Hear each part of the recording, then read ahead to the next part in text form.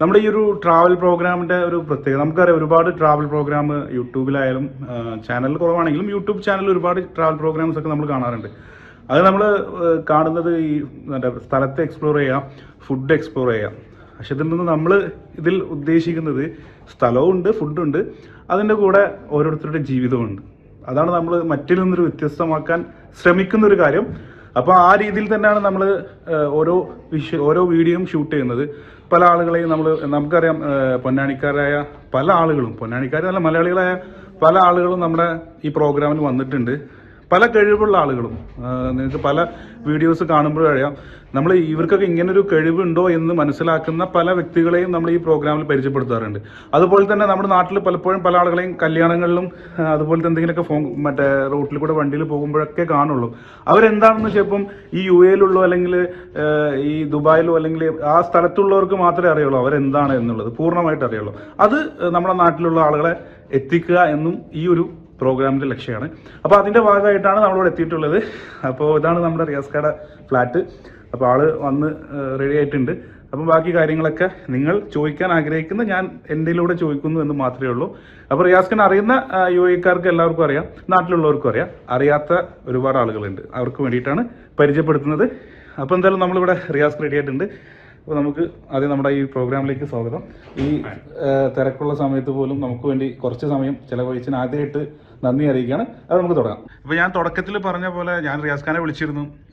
അപ്പോൾ ആള് പറഞ്ഞ് വേണം അതിലെ അങ്ങനെ സംഭവം. അപ്പോൾ ഞാൻ പറഞ്ഞു, ഇത് നമ്മൾ നാട്ടിലുള്ള ആളുകൾക്ക് അല്ലെങ്കിൽ നമ്മൾ ഒരു വീഡിയോ എന്നുള്ളത് അതിലെല്ലാം പെടണം. ഒരാളുടെ സന്തോഷം, അവരുടെ സങ്കടം, പിന്നെ അതുപോലെ തന്നെ സ്ഥലങ്ങൾ എല്ലാം ഉൾപ്പെടുത്തിക്കൊണ്ടുള്ളൊരു പ്രോഗ്രാമാണ് നമ്മൾ ഉദ്ദേശിക്കുന്നത്. അപ്പോൾ അങ്ങനെ നമ്മുടെ പൊന്നാനിൽ നിന്ന് വളർന്നു വന്നൊരു ബിസിനസ്സുകാരനാണ്. അപ്പോൾ അദ്ദേഹത്തിൻ്റെ കൂടുതൽ വിവരങ്ങൾ ചോദിച്ചറിയാനാണ് എത്തിയിട്ടുള്ളത്. ആദ്യമായിട്ട് നമ്മുടെ പ്രോഗ്രാമിലേക്ക് സ്വാഗതം. റിയാസ്, ആദ്യമായിട്ട് ചോദിക്കേണ്ട ഒരു ചോദ്യം എന്ന് വെച്ച് കഴിഞ്ഞാൽ, ഇപ്പോൾ നമ്മളെല്ലാവരും റിയാസ് കിൽട്ടൺ എന്ന് പറഞ്ഞ വ്യക്തികളെ, ഞാൻ ഒരു പൊന്നാനിക്കാരനാണ്, പ്രവാസ ജീവിതം അനുഭവിക്കാത്തൊരു വ്യക്തിയാണ്. അപ്പോൾ അതുകൊണ്ട് തന്നെ പല പ്രവാസികളെയും അവരുടെ ജീവിതം എങ്ങനെയാണെന്ന് നേരിട്ട് അറിഞ്ഞ ഒരു സമയമാണ് ഈ ദുബായിൽ വന്ന സമയത്ത്. അപ്പോൾ അതുവരെ ജസ്റ്റ് നിങ്ങളൊക്കെ അറിയാവുന്ന ഫേസ്ബുക്കിൽ കാണുന്ന അല്ലെങ്കിൽ അതിൽ വരുന്ന സ്റ്റാറ്റസും അല്ലെങ്കിൽ അതിൽ വരുന്ന പോസ്റ്റും കണ്ട് മാത്രം മനസ്സിലാക്കിയ ഒരാളാണ്. പക്ഷെ അതല്ലാത്ത ഒരുപാട് കാര്യങ്ങൾ നമ്മളിവിടെ ഡയറക്റ്റ് വന്ന് മനസ്സിലാക്കി. ഒരു പ്രാവശ്യം ഒരു കാരണവശാൽ ചിലപ്പം പ്രവാസ ജീവിതം അറിയാത്തത് കൊണ്ടായിരിക്കാം. അതുകൊണ്ട് അപ്പോൾ എനിക്ക് പറയാനുള്ളൊരു കാര്യം എന്ന് പറഞ്ഞാൽ, ഇപ്പോൾ ഇത്ര വർഷം ഇപ്പോൾ ഇവിടെ UAE-യിൽ വന്നിട്ട്? ഞാൻ 2002-ലാണ് എത്തുന്നത്. 2002 ജൂലൈ 15 അന്ന് മുതൽ ഇന്നേ വരെ ഉണ്ട്. ഏകദേശം 10-18 വർഷമായിട്ട് ഗൾഫിലുണ്ട്. പക്ഷെ അതിന് മുൻപും ചെറുപ്പത്തിൽ ഇവിടെ ഉണ്ടായിരുന്നു. പിന്നീട് കുറേ കാലത്ത് നാട്ടിൽ പഠിച്ചതിന് ശേഷം പിന്നെ തിരിച്ചു വരാനുണ്ട്, അങ്ങനെ പറയാം. അപ്പോൾ ഫാമിലിയൊക്കെ ആദ്യം നമുക്ക് ഫാമിലിയൊക്കെ ഒന്ന് പരിചയപ്പെട്ടിട്ട് നമുക്ക് തിരിച്ചു വരാം. എങ്ങനെയാണ്, എവിടെ നിന്നാണ് കല്യാണം കഴിച്ചത്? കല്യാണം കഴിച്ചിരിക്കുന്നത് കണ്ണൂരാണ്. കണ്ണൂർ നിന്നാണ്? കണ്ണൂർ പുതിയാപ്ല. നമ്മുടെ നാട്ടിൽ പൊന്നാനിൽ പുതിയാപ്ല പറയുന്ന പോലെ കണ്ണൂരിൽ പുതിയാപ്ലയാണ്. വൈഫ് പേര് ഉസ്നു. 3 കുട്ടികളാണ്. മൂത്ത ആള് 10 വയസ്സ്, രണ്ടാമത്തെ ആൾക്ക് 9 വയസ്സ്. 1 വയസ്സിൻ്റെ ഡിഫറൻസേ ഉള്ളൂ. ചെറിയ ആള് 1.5 വയസ്സ്. ചെറിയ ആള് വല്യപ്പാൻ്റെ പേരാണ്. UAE-യിലേക്ക് ആദ്യകാല മലയാളിയായിട്ട് അല്ലെങ്കിൽ ആദ്യകാല പൊന്നാനിക്കാരനായിട്ട് എത്തപ്പെട്ട ഒരു വ്യക്തിയാണ് ഹംസ. അപ്പോൾ വല്യപ്പാൻ്റെ പേരാണ് ചെറിയ മോനിക്കിട്ടിരിക്കുന്നത്, ഹംസ. അപ്പോൾ അതിലേക്കൊക്കെ വരാം. ഞാൻ ശരിക്കും പറഞ്ഞ റിയാസ് ഖാനെ മാത്രമാണ് പരിചയപ്പെടുത്താൻ വേണ്ടിയിട്ട്, അല്ലെങ്കിൽ ഒന്ന് പരിചയപ്പെടുത്തി നമ്മുടെ പ്രോഗ്രാമിലൂടെ ഒന്ന് കാണിക്കണം എന്ന് മാത്രം ഉദ്ദേശിച്ചാണ് ഞാൻ ഇവിടെ വന്നത്.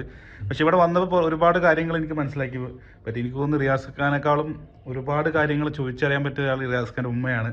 കാരണം എനിക്ക് തോന്നുന്നു ഉമ്മാൻ്റെ ഒരുപാട് അനുഭവങ്ങളുണ്ടാവും, നമുക്ക് പല ആളുകൾക്കും കേൾക്കാനുണ്ട്. എന്തായാലും ഉമ്മാനെ ക്ഷണിക്കുന്നുണ്ട്. അപ്പോൾ റിയാസ് ഇപ്പോൾ ഇവിടെ എന്താണ് ശരിക്കും ബിസിനസ് എന്തൊക്കെയാണ് ചെയ്യുന്നത് ഇവിടെ? ഇവിടെ പല മേഖലകളിലുണ്ട്. അതിൽ കോർ ബിസിനസ് എന്ന് പറയുന്നത് കമ്പനി ഫോർമേഷൻ കൺസൾട്ടൻസിയാണ്, ബിസിനസ് സെറ്റപ്പ് കൺസൾട്ടൻസി. അതുപോലെ landscaping, swimming pool construction company ഉണ്ട്. പിന്നെ ഓഡിറ്റ് ആൻഡ് ടാക്സ്, അതുപോലെ പിന്നെ പ്രോപ്പർട്ടീസ്, കൊമേഴ്ഷ്യൽ പ്രോപ്പർട്ടീസാണ്.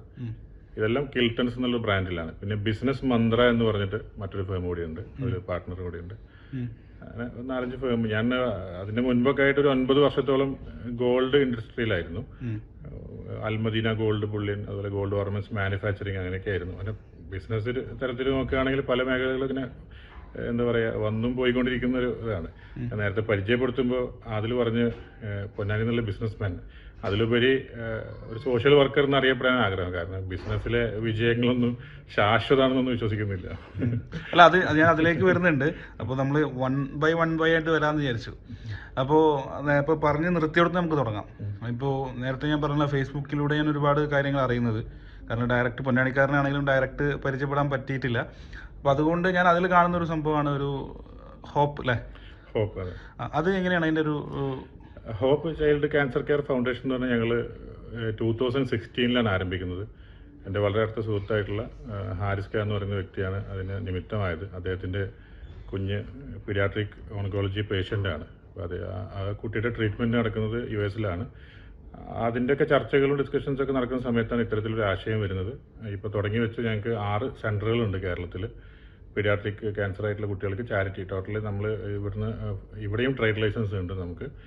ഒരു രജിസ്റ്റേർഡ് ഓർഗനൈസേഷനാണ്. അപ്പം കേരളത്തിലെ NGO എന്ന് പറയുമ്പോൾ ഇപ്പം നമുക്ക് ATG അതുപോലെ 2LA ഒക്കെ പിന്നെ കിട്ടിയിട്ടുള്ളൊരു ഓതറൈസ്ഡ് ആയിട്ടുള്ള ഓർഗനൈസേഷനാണ്.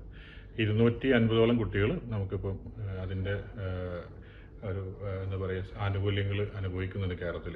നമ്മൾ ചെയ്തു വരുന്നൊരു പ്രവൃത്തി എന്ന് പറയുന്നത് ഒരു കുട്ടി 16 വയസ്സിന് താഴെയുള്ള ക്യാൻസർ ബാധിച്ച കുട്ടികൾക്കാണ് നമ്മൾ പീഡിയാട്രിക് ഓൺകോളജി വിഭാഗത്തിൽ പെടുന്നത്. 16ന് മുകളിലുള്ളതൊക്കെ മെഡിക്കൽ ഓൺകോളജി അല്ലെങ്കിൽ അഡൽട്ട് ഓൺകോളജി.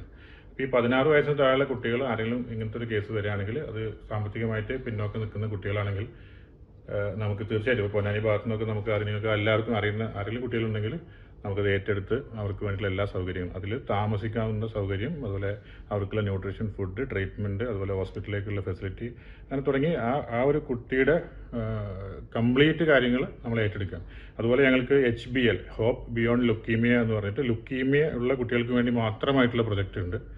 അപ്പോൾ ഞാനതിൻ്റെ ഒരു ഡയറക്ടർ ബോർഡ് അംഗമാണ്. 6 ഡയറക്ടേഴ്സാണ് ഓർഗനൈസേഷനുള്ളത്. തുടക്കം മുതൽ നമ്മൾ വളരെ പ്രൊഫഷണലായിട്ടാണ് ഇത് നടത്തിക്കൊണ്ടുവരുന്നത്. ഇത് കൂടാതെ വേറെ എന്തെല്ലാം മേഖലകൾ രാഷ്ട്രീയപരമായിട്ടോ അങ്ങനെ സാംസ്കാരിക പൊളിറ്റിക്സിലില്ല. പക്ഷെ ചെറുപ്പത്തിലെ ഭയങ്കര ലീഗുകാരനായിരുന്നു. അപ്പോൾ അത് മാത്രമല്ല ഷാർജ KMCC പ്രസിഡന്റ് ആയിരുന്നു. പിന്നെ ചന്ദ്രിക റീഡേഴ്സ് ഫോറം എന്ന് പറഞ്ഞ് KMCC രൂപീകരിക്കുന്ന സമയത്ത് മുമ്പായിട്ടുള്ള ഓർഗനൈസേഷനാണത്.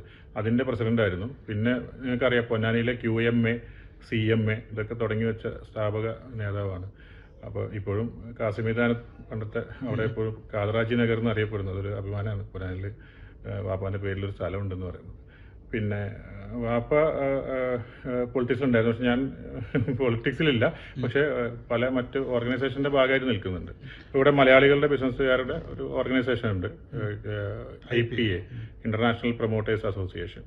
അതിൻ്റെ ബോർഡ് മെമ്പറാണ്, ഡയറക്ടർ ബോർഡ് മെമ്പറാണ്. അതുകൂടാതെ ഈ PRO ലീഗൽ വർക്കൊക്കെ ചെയ്യുന്ന, അതുപോലെ ആമർ ടെസ്സീലൊക്കെ തുടങ്ങിയ മേഖലകളിലൊക്കെ വർക്ക് ചെയ്യുന്ന ആളുകളുടെ, അതായത് PRO മേഖലയിൽ വർക്ക് ചെയ്യുന്ന ആളുകളുടെ ഒരു ഓർഗനൈസേഷൻ ഉണ്ട്. അതിൻ്റെ വൈസ് പ്രസിഡൻ്റാണ്. ഇങ്ങനെ 3-4 സ്ഥാപനം. പിന്നെ തീർച്ചയായിട്ടും നമ്മൾ പൊന്നാനിക്കാർക്ക് വേണ്ടിയിട്ടുള്ള PWC പൊന്നാനി വെൽഫെയർ കമ്മിറ്റിയുടെ, അത് വെല്ലുപ്പാണ് തുടങ്ങി വെക്കുന്നത്. 1970കളിലാണ് തുടങ്ങുന്നത്. അതിൻ്റെയും ഭാഗമായിട്ട് എക്സിക്യൂട്ടീവ് മെമ്പറായിട്ട് പ്രവർത്തിക്കുന്നുണ്ട്. വെല്ലുപ്പനെ കുറിച്ച് നമുക്ക് ആദ്യം തുടങ്ങാം. വെല്ലുപ്പാണ് ഇപ്പോൾ ഈ പറഞ്ഞ പോലെ മലയാളിയാണോ എന്ന് എനിക്കറിയില്ല, എന്നാലും പൊന്നാനിക്കാരിൽ ആദ്യമായിട്ട് ഇവിടെ വന്ന ഒരു വ്യക്തിയാണ്. അതിനെക്കുറിച്ചുള്ള ഒരു അറിവ് എങ്ങനെയാണ്? വെല്ലുപ്പ വരുന്നത് 1948 അത് കൃത്യമായ രേഖ ആ സമയത്തില്ല. പക്ഷെ 50കൾ മുതൽ രേഖകൾ എൻ്റെ വരുന്നത് ഹംസ, അത് ചെറുവളപ്പിൽ ഹംസ അല്ലെങ്കിൽ വട്ടുങ്ങൽ ഹംസ എന്നാണ് വെല്ലുപ്പാനെ അറിയാം. വെല്ലുപ്പ ബോംബെയിൽ ജോലിയായിരുന്നു. അത് കഴിഞ്ഞ് സൗത്ത് ആഫ്രിക്കയിൽ ജോലി കിട്ടിയിട്ട് യാത്ര പോവുകയാണ്. അപ്പോൾ ഈ സൗത്ത് ആഫ്രിക്കയിൽ നിന്നുള്ള യാത്രയിൽ അത് ഷാർജ വഴിയാണ് പോകുന്നത്. അന്നത്തെ കാലത്ത് ഏറ്റവും വലിയ നഗരം ഷാർജയാണ്, ഈ ദുബായിയേക്കാളും. ഞാൻ UAE സംബന്ധിച്ചിടത്തോളം പറയുന്നത്. അപ്പം ബോംബെയിൽ നിന്ന് ഉള്ള യാത്രയിൽ കാലാവസ്ഥ മോശമായിട്ട് ഇവർ ഈ കൊർഫുഖാൻ എന്ന് പറഞ്ഞ സ്ഥലത്ത് ഈ പത്തേമാരി അല്ലെങ്കിൽ ലോഞ്ച് അടുക്കുകയാണ്. അടുത്തതിന് ശേഷം പിന്നെ അത് വലിയപ്പോൾ തീരുമാനിച്ചു കഴിഞ്ഞാൽ വേണ്ട, യാത്ര നിർത്തിയിട്ട് ഇവിടെ ഷാർജയിൽ തുടങ്ങി. അന്ന് ഷാർജയിൽ തുടങ്ങിയ ഫസ്റ്റ് റെസ്റ്റോറൻ്റാണ് അത്. ആധികാരികമായി തന്നെ പറയാൻ പറ്റും. അത് കാരണം രേഖാപ്രകാരം ആ റെസ്റ്റോറൻറ്റ് ഇപ്പോഴും ആർക്കിയോളജിക്കൽ ഡിപ്പാർട്ട്മെൻറ്റ് സംരക്ഷിക്കുന്നത്. ഒരു പൊന്നാനിക്കാരെന്ന നിലയ്ക്ക് ഒരുപക്ഷെ പൊന്നാനിക്കാർക്ക് അറിയുണ്ടാവില്ല, നിങ്ങളുടെ എല്ലാവരുടെ അറിവിലേക്കാണ്. ഷാർജയിലെ ആദ്യത്തെ റെസ്റ്റോറൻറ്റ് തുടങ്ങുന്നത് ഒരു പൊന്നാനിക്കാരനാണ്, ഹംസ എന്ന് പറയുന്ന വ്യക്തിയാണ് തുടങ്ങുന്നത്. അത് ആർക്കിയോളജിക്കൽ ഡിപ്പാർട്ട്മെൻറ്റ് ഇപ്പോഴും സംരക്ഷിച്ചു വരുന്നത് നമ്മുടെ ഷാർജ ബാങ്ക് സ്ട്രീറ്റിലുള്ള സൂക്കുൽ അർസ, അവിടെ പോയി കഴിഞ്ഞാൽ അത് കാണാൻ സാധിക്കും. അവിടെ വെല്ലുപ്പാലിൽ നിന്ന് ഉപ്പാനിലേക്ക് എത്തുന്നത് എങ്ങനെയാണ്? വല്യപ്പ കഴിഞ്ഞ് പിന്നെ വാപ്പ 13ാമത്തെ വയസ്സിൽ ഈ റെസ്റ്റോറൻറ്റിലേക്ക് ജോലിക്കായിട്ടാണ് വാപ്പാനെ കൊണ്ടുവരുന്നത്. അതിൻ്റെ പാസ്പോർട്ടിൽ, ആ കാലത്തെ പാസ്പോർട്ടിൽ കുമാർ അബ്ദുൽ ഖാദർ, അതായത് ശ്രീമതി ശ്രീ എന്നൊക്കെ നമ്മൾ പറയുന്ന പോലെ കുട്ടികൾക്ക് അറിയുന്ന കുമാർ അബ്ദുൽ ഖാദർ എന്ന പേരിൽ പാസ്പോർട്ടിൽ രേഖപ്പെടുത്തി 1962 1962 വാപ്പ വരുന്നു 13ാമത്തെ വയസ്സിൽ. അപ്പം ആ കാലഘട്ടത്തിൽ ഇവിടെ ഇലക്ട്രിസിറ്റി ഇല്ല, AC ഇല്ല, അങ്ങനെ ഒരുപാട് ബുദ്ധിമുട്ടുകൾ അവരൊക്കെ അനുഭവിച്ചിട്ടുണ്ട്. അപ്പോൾ ആ ബുദ്ധിമുട്ടുകളുടെയൊക്കെ ശേഷമുള്ള എന്താ പറയുക ആ ഫലക്കാണ് നമ്മളൊക്കെ അനുഭവിച്ചുകൊണ്ടിരിക്കുന്നത് പറയാം. അപ്പോൾ ഈ കാലഘട്ടത്തിൽ വന്നു, 13 വയസ്സിൽ വന്നു. പക്ഷെ നല്ല പഠിക്കാനും അപ്പോൾ ഉഷാറായിരുന്നു. അപ്പോൾ ആ സമയത്ത് ഇവിടെ ബ്രിട്ടീഷ് പിന്നെ കോളനിയാണ്. കാരണം 1972 UAE രൂപീകൃതമാവുന്നത്, 71 ആവുന്നു. അപ്പം ഈ ബ്രിട്ടീഷുകാരുടെ കൂടെ ജോലി ചെയ്യാനും അവരെ പരിചയപ്പെടാനൊക്കെ സാധിച്ചപ്പോൾ ഹോട്ടലിൻ്റെ ജോലിയിൽ നിന്ന് അല്ലെങ്കിൽ റെസ്റ്റോറൻറ്റിൻ്റെ ജോലിയിൽ നിന്ന് നേരെ ആർമിയിലേക്ക് ജോയിൻ ചെയ്തു വാപ്പ. അപ്പോൾ അതായിരുന്നു ഒരു വലിയൊരു മൈൽ സ്റ്റോൺ. കാരണം വാപ്പ പിന്നീട് നല്ല കഷ്ടപ്പെട്ട് പഠിച്ചു. പഠിച്ചു വളർന്നതിന് ശേഷം അതിന് ശേഷം UAE ഗവൺമെൻറ്, അതായത് ഗവൺമെൻറ് ചെലവിൽ ജർമ്മനിയിലേക്കും UK യിലേക്കൊക്കെ പഠിക്കാൻ അയച്ചു. അപ്പോൾ അത് കഴിഞ്ഞ് 31 വർഷം ആർമി ഇൻ്റലിജൻസിലായിരുന്നു. ആർമി ഇൻ്റലിജൻസിൽ ഓഫീസർ റാങ്കിലായിരുന്നു. അത് കഴിഞ്ഞ് റിട്ടയർഡായതിനു ശേഷമാണ് പിന്നെ ബിസിനസ് രംഗത്തോട്ടൊക്കെ വരുന്നത്. അപ്പോൾ പഴയ കാലത്തിൽ വാപ്പാൻ്റെ റെസ്റ്റോറൻറ്റിലെ ജോലിയെക്കുറിച്ചൊക്കെ വാപ്പ പറയാറുണ്ട്. അതായത് അന്ന് കറണ്ട് ഇല്ല, പക്ഷേ റെഫ്രിജറേറ്റർ ഉണ്ടായിരുന്നു. ആ റെഫ്രിജറേറ്റർ എന്ന് പറയുന്നത് മണ്ണെണ്ണയിലാണ് വർക്ക് ചെയ്യുന്നത്.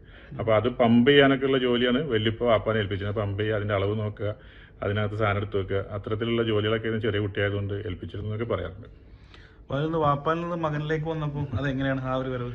ഇവിടെ വാപ്പ ഉള്ള സമയത്ത് പിന്നെ ഞാനും വാപ്പയും 8 വർഷത്തോളം ബാച്ചിലർ റൂമിൽ ഒരുമിച്ച് ഒരേപോലെ കിടന്നുറങ്ങി അങ്ങനെ പറഞ്ഞതാണ്. വാപ്പ തന്നെയാണ് എൻ്റെ ഏറ്റവും വലിയ ഗൈഡ് തന്നത്. ഞാൻ ജോലി ചെയ്തിട്ടില്ല, ലൈഫിൽ എവിടെയും ഇന്നേ വരെ ജോലി ചെയ്തിട്ടില്ല. തുടങ്ങിയത് ബിസിനസ്സിൽ ഒക്കെ തന്നെയാണ്. ബിസിനസ്സിലേക്ക് വരാമെന്ന് പറയുമ്പോൾ അന്ന് വാപ്പാക്ക് 2 പ്രിന്റിംഗ് പ്രസ്സുകൾ ഉണ്ടായിരുന്നു. അപ്പോൾ അത് കുറച്ച് നഷ്ടത്തിലൊക്കെ ആയി, ബുദ്ധിമുട്ടുകളൊക്കെ ആയിട്ട് നിൽക്കുന്ന സമയമാണ്. അപ്പോൾ ഞാൻ ജോലി അന്വേഷിക്കാനായിട്ട് തന്നെയാണ് വരുന്നത്. നാട്ടിൽ എനിക്ക് ബിസിനസ്സുകൾ ഉണ്ടായിരുന്നു, എന്നെ നാട്ടിൽ അറിയുന്നവർക്ക് അറിയാം. പഴയ റെൻ്റേക്കാർ ബിസിനസ്സൊക്കെ ഉണ്ടായിരുന്നു. അപ്പോൾ അത് കഴിഞ്ഞ് തിരിച്ചു വന്ന് ഇവിടെ എത്തിയതിന് ശേഷം എന്ത് ചെയ്യണം എന്നുള്ളൊരു ഒരു ക്വസ്റ്റ്യൻ മാർക്കിൽ നിൽക്കുമ്പോഴാണ് ഞങ്ങൾ ചെയ്തുകൊണ്ടിരുന്ന ആ സമയത്ത് ഈ പ്രിന്റിംഗ് പ്രസ്സുകളൊക്കെ നഷ്ടപ്പെട്ടു പോയതുകൊണ്ട് പ്രിന്റിങ്ങിൻ്റെ വർക്ക് കിട്ടും. ആ വർക്കുകൾ നമ്മളെടുത്തിട്ട് മറ്റ് കമ്പനികൾ കൊണ്ടുപോയിട്ട് പ്രിന്റ് ചെയ്യിപ്പിക്കലാണ്. കാരണം എനിക്ക് നാട്ടിൽ വിസ് എന്നൊരു DTP സെൻറ്റർ ഉണ്ടായിരുന്നു ചമ്രവട്ട ജംഗ്ഷനിൽ.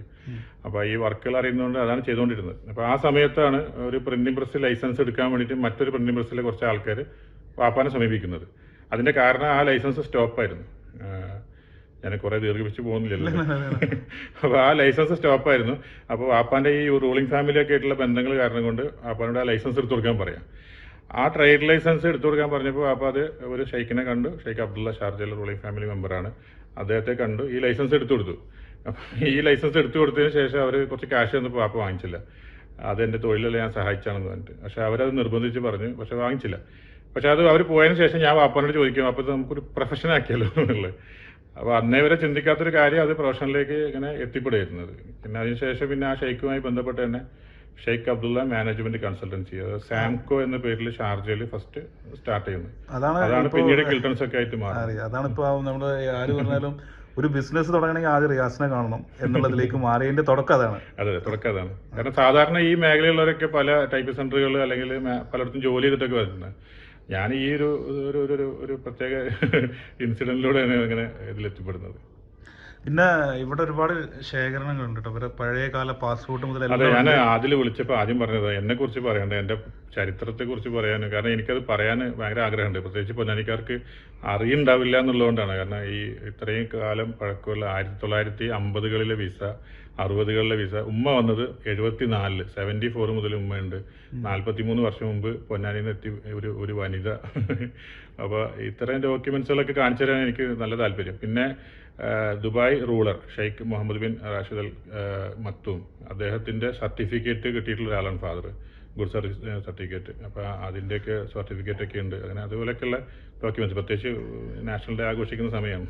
അപ്പോൾ എനിക്കത് ആധികാരികമായിട്ട് പറയാൻ പറ്റും. UAE 4 തലമുറയായി. കാരണം എൻ്റെ മക്കളടക്കം, വല്യപ്പ, വാപ്പ, ഞാൻ, മക്കളടക്കം 4 തലമുറകളായിട്ട് ഇവിടെ UAE എന്താ പറയുക സൗഭാഗ്യങ്ങൾ അനുഭവിച്ചു വരുന്നു എന്നുള്ളത്. അപ്പോൾ ഇതൊക്കെയാണ് നമ്മളിപ്പോൾ അറിഞ്ഞുകൊണ്ടിരിക്കുന്നത്. കാരണം ഞാൻ പറഞ്ഞില്ലേ, ഇതൊക്കെ യാസ്ക്ക് നേരത്തെ പറഞ്ഞൊരു പോയിന്റ് ഉണ്ട്, നമ്മൾ അറിയാത്ത കുറേ കാര്യങ്ങൾ അറിയിക്കുക. അപ്പോൾ ആ ഒരു സംഭവമാണ് നമ്മൾ ഇതിൽ കൂടെ ഹൈലൈറ്റ് ചെയ്യുന്നത്. അപ്പോൾ ഇനി ഞാൻ നേരെ ക്ഷണിക്കാൻ പോകുന്നത് റിയാസ് ഖാൻ്റെ ഉമ്മയാണ്.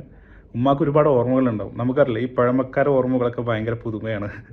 അപ്പോൾ അതൊന്നും നമുക്ക് കേൾക്കാം. അപ്പോൾ ആദ്യം നമുക്ക് ഉമ്മാനെ ക്ഷണിക്കാം. അപ്പോൾ നമുക്ക് ഏറ്റവും കൂടുതൽ സന്തോഷമായ ഒരു നിമിഷമാണ്. കാരണം എന്താ വെച്ചാൽ ഉമ്മയും മകനും ഒറ്റ ഫ്രെയിമിൽ, അത് നമ്മുടെ ഈ ഒരു വീഡിയോയിൽ തന്നെ കാണാൻ പറ്റിയ സന്തോഷം.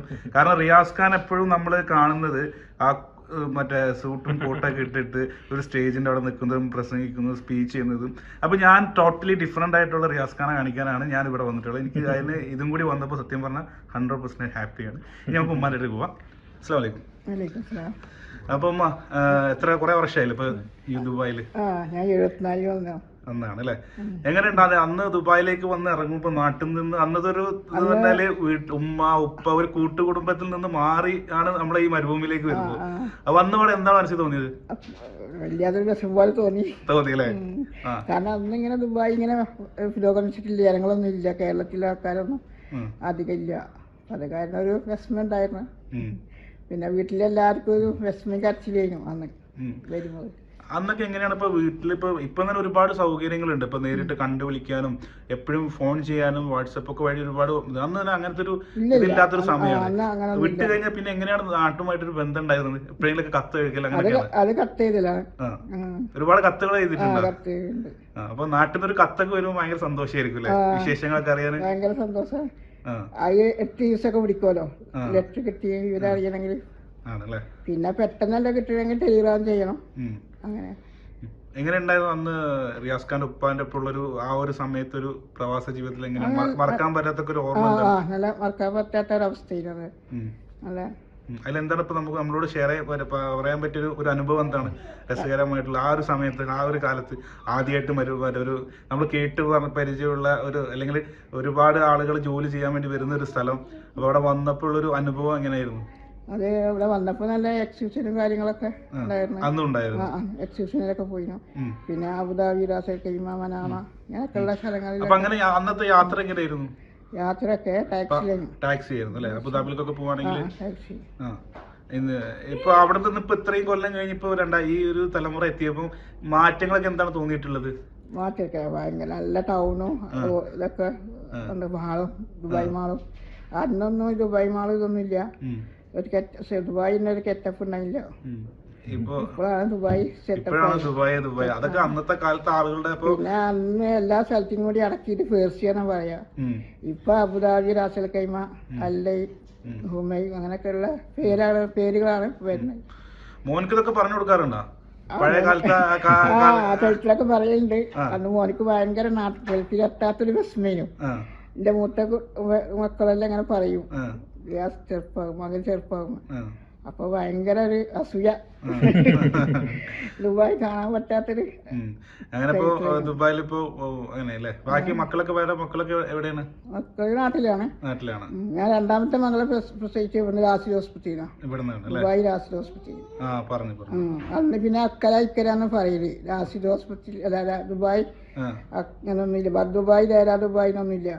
അന്ന് അക്കര ഇക്കരാന്നാണ് പറയല് ദുബായിക്ക്. അന്ന് എല്ലാ സാധനത്തിനും അക്കരയ്ക്ക് പോകണം, പച്ചക്കറിയും. അതിങ്ങനെ എല്ലാ ഫുഡൊന്നും കിട്ടൂല. അപ്പൊ അങ്ങനെ അക്കരയ്ക്ക് ഇതിലാണ് കടന്നിട്ടോ? അല്ല, സ്വന്തം വണ്ടിയുണ്ട്, ഹസ്ബൻഡിന് വണ്ടിയുണ്ട്, അപ്പൊ അതിന് പോകും. നാട്ടിലൊക്കെ അന്ന് എങ്ങനെയാ പോയിരുന്നു? എത്ര കൊല്ലം കൂടുമ്പോഴാണ് നാട്ടിൽ പോയിരുന്നത്? നാട്ടില് 2 കൊല്ലം കൂടും. 2 കൊല്ലം കൂടുമ്പോഴാണല്ലേ? അപ്പോ അതില് ഇപ്പൊ ഒരുപാട് ഓർമ്മകൾ ഉണ്ടാവില്ല പഴയ കാലത്ത്? അതിൽ എന്തെങ്കിലും രസകരമായിട്ടുള്ള എന്തെങ്കിലും ഓർമ്മ ഇപ്പൊ മനസ്സിൽ വരുന്നുണ്ട്? മനാമയിലൊക്കെ പോയിട്ട് ഞങ്ങൾ നിന്നിട്ടുണ്ട്. മനാമ, റാസൽ ഖൈമ, അങ്ങനെ ഒരു എല്ലാം കാണാൻ വേണ്ടി, അല്ലൈ അതൊക്കെ ഒരു കാണാൻ വേണ്ടി, കാഴ്ചകൾ കാണാൻ വേണ്ടിയിട്ട് മലയും കുന്നൊക്കെ കാണുന്നത്. അന്ന് ഇതേപോലെ ബിൽഡിംഗ് ഒന്നുമില്ല, ബിൽഡിങ്ങും കാര്യങ്ങളൊന്നുമില്ല, അധികം മലകളാണ്. പിന്നെ മഴ ഇപ്പോഴാണ് മഴ ഉള്ളത്. അന്നൊക്കെ മഞ്ഞ് കട്ടായിട്ട് വീഴതാണ്, ഐസ് ഇങ്ങനെ കട്ടായി. മഴ പ്രാവശ്യത്തെ പോലെ ഈ കാലാവസ്ഥയുള്ള പോലെ അന്നില്ല. ചൂട് എങ്ങനെയായിരുന്നു അന്ന്? നല്ല ചൂടായിരുന്നു. നല്ല ചൂടായിരുന്നു. ആ സമയത്തൊന്നും AC ഒന്നും ഉണ്ടായിരുന്നില്ല വന്ന ടൈമില്? ഇല്ല, AC ഒന്നും ഇല്ല. അപ്പൊ ഈ ചൂട് ഭയങ്കര കഷ്ടപ്പാടായിരുന്നു. പിന്നെ ഐസ് ഇങ്ങനെ കൂളറിൽ ഇട്ടിട്ട് ഇങ്ങനെ തണുപ്പിച്ച് വെള്ളം ചേർത്തിട്ട് അങ്ങനെ മേലെ വെള്ളം ഇങ്ങനെ ഒഴിക്കും. വല്ലാതെ തണുക്കുമ്പോൾ ചൂടെടുക്കുമ്പോൾ. ഇങ്ങനൊരു ദുബായ് ഉണ്ടായിരുന്നു. വാപ്പർക്ക് പറയേ വേറൊരു കാര്യം പറയില്ലെന്ന് ക്യാനില് ഐസ് പിടിച്ചിട്ട് അതില് വെള്ളം ഒഴിച്ചിട്ട് മേലെ ഇങ്ങനെ തണുത്ത വെള്ളം ഒഴിക്കലാണ്. അല്ലാതെ AC ഒന്നും ഇല്ല. വേസ്റ്റും ഫ്രിഡ്ജും ഗ്യാസ് അടുപ്പൊന്നും ഇല്ലാണ്. ഞാൻ മണ്ണെണ്ണ സ്റ്റവാണ് ഉപയോഗിച്ചിന്. മണ്ണെണ്ണ സ്റ്റവ് വെച്ചിട്ട് പൈപ്പ് ലൈൻ നടത്തിയിട്ടുള്ള മണ്ണെണ്ണ അടുപ്പ്. പൈപ്പ് ലൈൻ നമ്മൾ ഗ്യാസിന്റെ ലൈനില്ലേ, അതേപോലെ മണ്ണെണ്ണന്റെ. അത് നമ്മളിപ്പോ ഫ്ലാറ്റിലൊക്കെ ഉള്ള പോലത്തെ അതിൽ കൂടെ മണ്ണെണ്ണ വരും. നമ്മളെ പോലെ ക്യാനൊന്നും പിടിച്ചു കൊണ്ടുപോകണ്ട, നാട്ടിലത്തെ പോലെ. അപ്പൊ നമ്മൾ ആ പഴയ ഡോക്യുമെന്റ്സ് ഒക്കെ കാണാം അല്ലേ? തീർച്ചയായിട്ടും. അതിൽ ഈ കാണുന്നതാണ് ചെറുവളപ്പിൽ ഹംസ അബൂബക്കർ, ഗ്രാൻഡ് ഫാദറിൻ്റെ പാസ്പോർട്ട്. ഇതിൽ മറിച്ച് നോക്കി അറിയാം, ഇതാണ് ഗ്രാൻഡ് ഫാദർ. അതായത് പൊന്നാനിയിൽ നിന്നും UAE-യിലെത്തി ആദ്യ കാലത്ത് റെസ്റ്റോറൻറ്റ്, ഷാർജയിൽ ഫസ്റ്റ് റെസ്റ്റോറൻറ്റ് തുടങ്ങി CV ഹംസ. ഇതിൽ നോക്കിയാൽ കാണാൻ സാധിക്കും, ഒക്കെ 64 ചേർത്തതാണ്. ഇതിൽ 1959 1959 വിസ ക്രൂഷ്യൽ സ്റ്റേറ്റ്സ് എന്നാണ് എഴുതിയിരിക്കുന്നത്. കാരണം അന്ന് UAE രൂപീകൃതമായിട്ടില്ല. അപ്പോൾ അതിന് മുൻപുള്ള വിസയാണ് 1959. ഇതിന് മുൻപത്തെ പാസ്പോർട്ട് ഉണ്ട്, സത്യത്തിൽ അത് എൻ്റെ കയ്യിൽ ഇപ്പോൾ അവൈലബിൾ അല്ല. പക്ഷേ 48 ഞാൻ പറഞ്ഞില്ല വന്നത്, അന്ന് വിസകളൊന്നും ആവശ്യമില്ലായിരുന്നു. മറ്റൊന്ന് എൻ്റെ the particulars of the holders child, okay, Abdul Khader Hamza have been added in. അപ്പം വാപ്പ വരുന്നത് ഇതേ പാസ്പോർട്ടിലാണ് എൻ്റെ വാപ്പ വരുന്നത് പേര് ആഡ് ചെയ്തിട്ട്. ഇതിൽ നോക്കിയാൽ അറിയാം 61 ഓക്കെ വിസയാണ് ക്രൂഷ്യൽ സ്റ്റേറ്റ്സ്. അതിൽ എഴുതിയിരിക്കുന്നത് for child Abdul Khader Hamza only. ഇത് വാപ്പാക്ക് മാത്രമുള്ള വിസയാണ് ഈ പാസ്പോർട്ടിലുള്ള. അപ്പോൾ ഇതേ പാസ്പോർട്ടിൽ തന്നെ ഒരേ പാസ്പോർട്ടിൽ 2 വ്യക്തികൾ ട്രാവൽ ചെയ്യുന്നു. അപ്പോൾ അതൊന്നും ഇപ്പോൾ ഇല്ലാത്തൊരു സംഭവങ്ങളാണ്. പിന്നീട് അത് പാസ്പോർട്ട് ക്യാൻസൽ ചെയ്യാണ്. ഇതിൽ നോക്കിയ കുമാർ അബ്ദുൽ ഖാദർ ഹംസ എന്ന് പറയുന്ന ആളുടെ യെസ്, കുട്ടി എന്ന അർത്ഥത്തിലാണ് അത് യൂസ് ചെയ്യുന്നത്, കുമാർ അബ്ദുൽ ഖാദർ. സോ ഇതൊക്കെയാണ് ആ കാലഘട്ടത്തിലെ വിസകൾ 1964. ഇത് കഴിഞ്ഞ് തിരിച്ച് ഇനി ഇതിൽ നോക്കിയാൽ അറിയാം, ഇപ്പോഴൊക്കെ UAE എന്നല്ല കാണും, ഇത് government of Dubai passport control അങ്ങനെയാണ് എഴുതിയിരിക്കുന്നത്. അതായത് UAE എന്നുള്ള രീതിയിലല്ല. അത് കഴിഞ്ഞ് ഇനിയിപ്പം വാപ്പാൻ്റെ പാസ്പോർട്ടുകളിലേക്ക് വരികയാണെങ്കിൽ 1964 വിസയാണ്. വളരെ ചെറുപ്പത്തിലുള്ള വിസയാണ്, 13 വയസ്സിലെ പാസ്പോർട്ട്. അതിലൊക്കെ അത് കഴിഞ്ഞ് ഇതിലൊക്കെ കാണാം വിസകൾ UAE അതേപോലത്തുള്ള വിസകളാണ്. 1964 ഇതൊക്കെയാണ് ആ വിസകൾ. അത് കഴിഞ്ഞ് പിന്നെ കുറച്ചുകൂടി കാലം കഴിഞ്ഞിട്ടുള്ള മറ്റൊരു പാസ്പോർട്ടാണ്, ഒന്നുകൂടി ഒരു വലുതായതായിട്ട് കാണാം. ഇതിലും UAE രൂപീകൃതമാകുന്നതിന് മുൻപുള്ള വിസകൾ തന്നെയാണ്, ക്രൂഷ്യൽ സ്റ്റേറ്റ്സ് തന്നെ. പിന്നീട് ഈ 70s കഴിഞ്ഞ് നമ്മൾ കുറച്ചും ഇങ്ങോട്ടേക്ക് മറിക്കുമ്പോൾ നമുക്ക് എന്ത് ചെയ്യാം, കാണാൻ സാധിക്കുന്നത്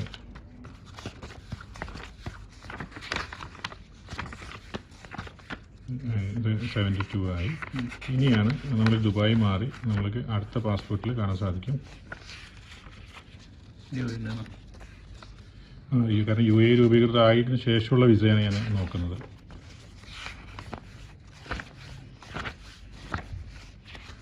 യെസ്, വിസയിലൊക്കെ UAE സ്റ്റാമ്പായിട്ട് മാറി. പിന്നീട് 70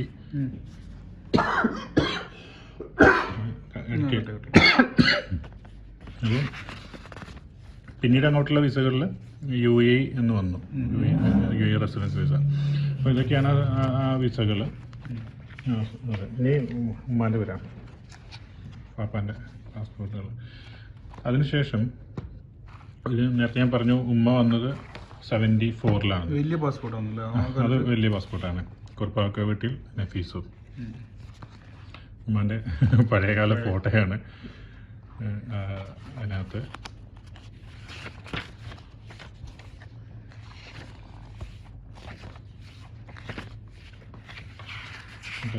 UAE വിസയാണ്, അതേപോലെ UAE വിസ തന്നെയാണ്.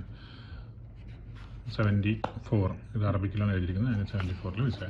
അപ്പം അങ്ങനെ നോക്കുകയാണെങ്കിൽ ആദ്യകാല മലയാളി വനിത എന്ന് പറയാൻ സാധിക്കില്ല. കാരണം സണ്ണി വർക്കി ജെയിംസ് ഗ്രൂപ്പിൻ്റെ അദ്ദേഹത്തിൻ്റെ അമ്മയാണ് UAE ആദ്യത്തെ മലയാളി. കടയണോ? ഇത് നേരത്തെ ഞാൻ സംസാരിച്ചല്ലോ, ഇത് നേരത്തെ ഞാൻ സംസാരിക്കുമ്പോൾ പറഞ്ഞ ഷെയ്ഖ് മുഹമ്മദ് ബിൻ റാഷിദ് അൽ മക്തും, വസീർ ഡിഫൻസ് മിനിസ്റ്റർ കൂടിയാണ്. അദ്ദേഹം വാപ്പാക്ക് കൊടുത്ത അബ്ദുൽ ഖാദർ ഹംസ എന്ന് പറഞ്ഞ വ്യക്തിക്ക് കൊടുത്ത ഷെയ്ഖ് മുഹമ്മദിൻ്റെ സിഗ്നേച്ചറാണ് ദുബായ് റൂളറുടെ. അദ്ദേഹം കൊടുത്ത സർട്ടിഫിക്കറ്റാണ്. 31 വർഷം UAE ആർമി ഇൻ്റലിജൻസിന് വേണ്ടി വർക്ക് ചെയ്തതിൻ്റെ രേഖ. അതുപോലെ ഇവിടെ വന്നിട്ട് വല്യപ്പ 13 വയസ്സിൽ കൊടുന്നു, പിന്നീട് ഇവിടെ പഠിച്ചു എന്ന് പറഞ്ഞില്ലേ, ഒരു സ്കൂൾ സർട്ടിഫിക്കറ്റ് ആണ് ആ കാലത്ത് പഠിച്ചത്, അന്നത്തെ കാലത്തെ സ്കൂൾ സർട്ടിഫിക്കറ്റ് ആണ്. പിന്നെ ഇതൊക്കെ ഡിപ്പാർട്ട്മെൻറ്റുകളിൽ വർക്ക് ചെയ്തിരുന്നത് ID കാർഡ്സ് അതൊക്കെയാണ് അദ്ദേഹത്തിൻ്റെ പാപ്പാൻ്റെ അന്നത്തെ ID കാർഡുകളൊക്കെയാണ്. പിന്നെ കുറേയൊക്കെ പിന്നെ പാപ്പാൻ്റെ അനിയന്മാർക്കൊക്കെയാണ് കുറച്ചുകൂടി കൂടുതൽ കാര്യങ്ങൾ സംസാരിക്കാൻ കഴിയാറ്. അപ്പോൾ ഇതാണ് നമ്മുടെ റിയാസ് ഖാൻ്റെ ഒരു ചെറിയൊരു ഫാമിലി. നമുക്ക് റിയാസ് ഖാനെ പരിചയപ്പെട്ടു, പിന്നെ ഉമ്മാനെയും പരിചയപ്പെട്ടു, ഇനി മക്കളെയും വൈഫിനെ ഒന്ന് പരിചയപ്പെടാം. ഇതാടെ പേരെന്താ? ഉസ്നു. കണ്ണൂർ അല്ലേ? കണ്ണൂർ പാപ്പിനിശ്ശേരി എന്ന് പറയും സ്ഥലത്ത്. അവിടെ തന്നെയാണ് പഠിച്ചതൊക്കെ? അതെ, കണ്ണൂരാണ് പഠിച്ചത്. ഏതുവരെ പഠിച്ചു? ഞാൻ ഫാഷൻ ഡിസൈൻ. അപ്പൊ എന്താ റിയാസ് ഇവിടെ ഒരു ഫാഷൻ ഡിസൈൻ തുടങ്ങിയത്?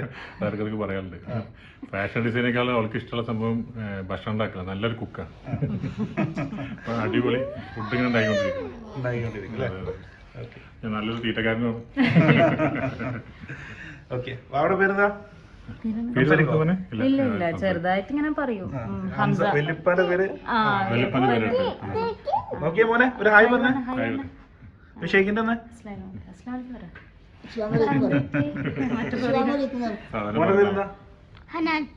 രണ്ടാമത്തെ ആള്. എവിടെ പഠിക്കുന്നത്? ഏത് സ്കൂളിൽ പഠിക്കുന്നത്? സ്കൂളില് നന്നായിട്ട് പഠിക്കോ? ആരാ ബെസ്റ്റ് ഫ്രണ്ട്? ആരാ സ്കൂളില്? ബെനീറ്റോ. ഓക്കെ, മോൻ പാട്ട് പാടോ? രണ്ടുപേര് പഠിക്കാം. ഓക്കെ, റേഡിയോയിൽ പാടിയത് ആ പാട്ട് പഠിക്കാം. എന്നാ പാട് രണ്ടുപേര്. രണ്ടാളും കൂടി പഠിക്കും.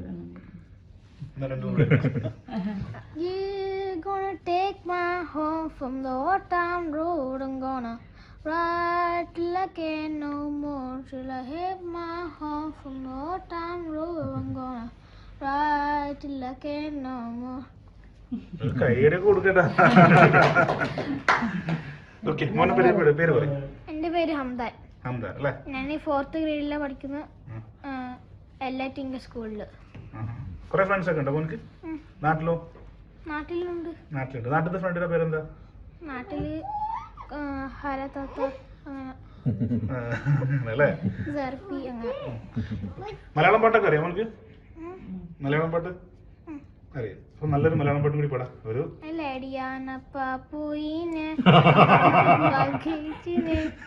കുന്നരണ്ട വീട്ടില് പോയിട്ട് കുടുക്കാച്ചി ബിരിയാണി കഴിച്ചിന്. അതെ, വാപ്പാനെ വെട്ടിക്കൂട്ടാ. സാധാരണ ചോദിക്കും. ഇവൻ പാടില്ലേ, അപ്പൊ ഞാനതാ ആലോചിക്കുന്നത്. ഇവൻ സാധാരണ സൈലന്റ് ആണ്, ഇന്ന് മാറി ഇവൻ സൈലന്റ് ആയി. സാധാരണ റേഡിയോയിലൊക്കെ ഇപ്പോഴത്തെ ഒരു ലൈവിലൊക്കെ വന്നിട്ടുണ്ടായിരുന്നു എന്ത് പറ്റി? ആണായോ ക്യാമറ കണ്ടപ്പോ? ഒരു പാട്ട് പാടി കളിക്കാനെ പൊട്ടിക്കും. ഒരു പാട്ട് പാടി.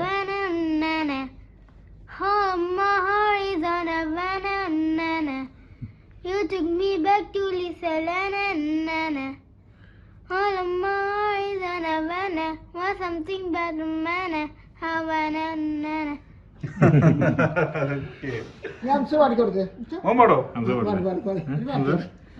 നല്ല മൂടല്ല. അപ്പൊ ഇതാണ് റിയാസ് ഖായുടെ ഒരു ഫാമിലി. ഉമ്മ, വൈഫ്, 3 കുട്ടികൾ. So happy. ഓക്കെ, അപ്പോൾ എന്തായാലും വളരെ സന്തോഷം ഈ ഒരു സമയത്ത്. അതിൻ്റെ ഇടയിൽ ഒരു കാര്യം മറന്നിട്ടാണ്. കാരണം ഞാൻ റിയാസ് ഖാനെ നേരത്തെ ഇൻ്റർവ്യൂവിൻ്റെ സമയത്ത് ഒരു കാര്യം ചോദിക്കാൻ വിട്ടുപോയി. നമ്മൾ എപ്പോഴും റിയാസ് ഖാ എന്ന് പറഞ്ഞേക്കാൾ അപ്പുറത്തേക്ക് കിൽട്ടൺ ഗ്രൂപ്പ്, കിൽട്ടൺസ് റിയാസ്. അപ്പം ഞാൻ കിൽട്ടൺ എന്ന് പറഞ്ഞത് അത് എങ്ങനെയാണ് ഒരു പേര് കിട്ടിയത്? കാരണം ഓരോ നമ്മുടെ നാട്ടിലുള്ള ഫാമിലി പേര്, ഇപ്പോൾ നമ്മൾ പല പേരുണ്ട്, തോക്കം വീട്, കാപ്പട്ടാണം, അങ്ങനെ പറഞ്ഞ ബിസ്മിൻ്റെ അവിടെ, അതിനൊക്കെ ഓരോ ഒരു ചരിത്രം ഉണ്ടാവും. ഇതിനെന്താണ് ഒരു ചരിത്രമുള്ളത്? സത്യമാണ്, കിൽട്ടൺ എന്നാണ് എന്നെ കൂടുതൽ ആളുകൾ അറിയപ്പെടുന്നത്. കിൽട്ടൺ ബായ്, കിൽട്ടേട്ട, കിൽട്ടു, കിൽട്ടൺ, പല പേരുകളുണ്ട്. പിന്നെ ഇത് വന്നത് നാട്ടിൽ ഈ പൊനായിൽ ഇങ്ങനെയുള്ള പേരുകളുണ്ടാവുമല്ലോ. അപ്പോൾ കിൽട്ടൻ്റെ എന്നാണ് നമ്മൾ വീട്ടുപേരുണ്ടായിരുന്നത്. അപ്പോൾ അതിൻ്റെ ചരിത്രം എന്ന് പറയുന്നത് ഉമ്മാൻ്റെ ഉപ്പാപ്പ കിൽട്ടൺ അബ്ദുള്ള കുട്ടിക്ക എന്ന് പറഞ്ഞ ആളാണ്. അദ്ദേഹത്തിൻ്റെ ഫോട്ടോ എൻ്റെ കൈവശമുണ്ട്.